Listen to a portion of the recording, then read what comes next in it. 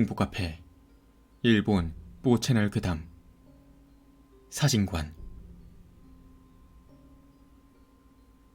나는 얼마 전까지 사진관에서 아르바이트를 했었다.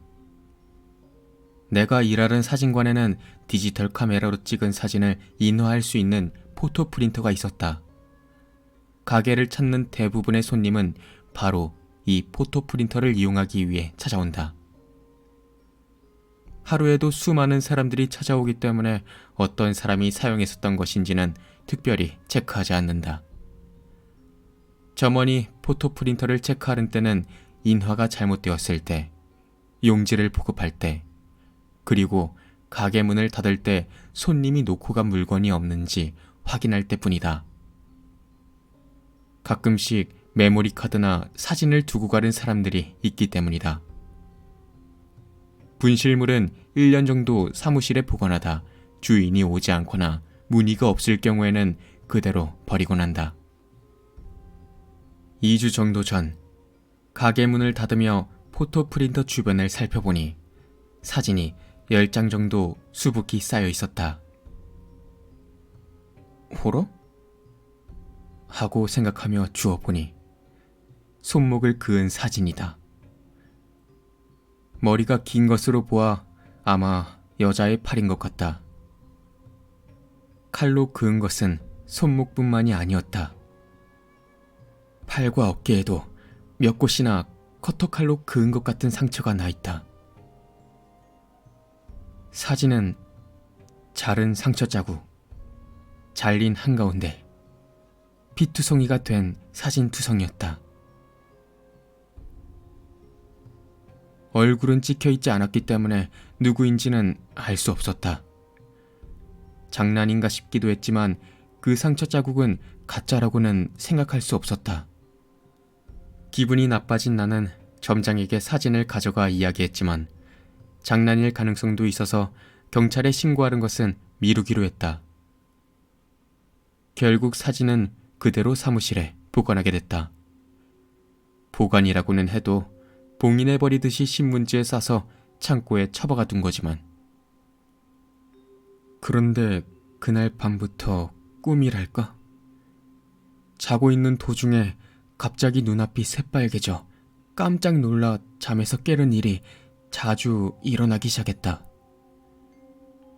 꿈속에서 무엇인가가 보이는 것은 아니지만 어쨌든 굉장히 무서웠다. 몸 전체가 나른해지며 숨이 차고 식은땀이 줄줄 흘러내린다.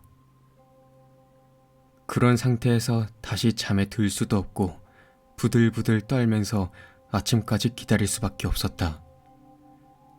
그런 일이 일주일이나 계속되었다.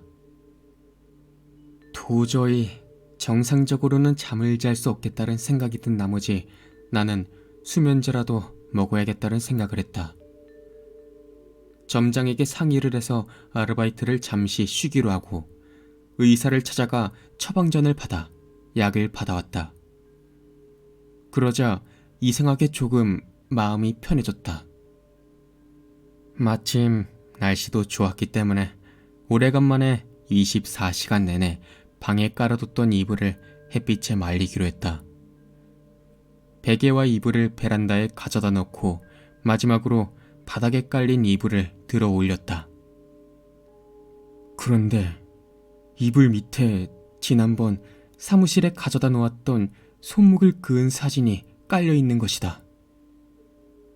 사진은 한 장. 커터로 손목을 긋고 있는 도중의 사진이었다.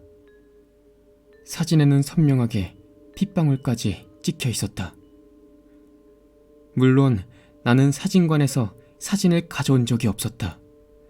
게다가 이불 밑에 일부러 깔아두는 짓 따위는 결코 할 리가 없다. 온몸이 부들부들 떨리기 시작했지만 나는 반사적으로 사진을 찍고 불에 태워버렸다. 그렇게라도 하지 않는다면 이 사진이 나에게 죽음을 가져올 것 같다는 이상한 예감이 들었기 때문이다. 나는 그대로 가게에 달려가 창고에 처박아 두었던 사진도 모두 태워버렸다. 점장은 나를 걱정해줬지만 갑작스럽게 사진을 태운 것에 대해서는 아무 말이 없었다.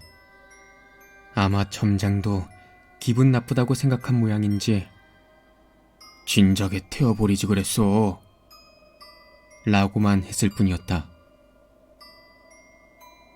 나는 그 다음 날에 아르바이트를 그만뒀다. 지금은 새로운 일자리를 알아보고 있고 이사도 할 생각이다.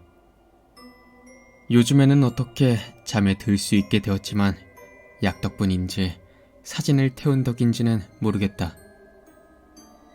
그 사진에 관한 일은 생각하지 않으려고 노력하고 있지만 종종 순간적으로 머릿속에 그 이미지가 떠오르곤 한다.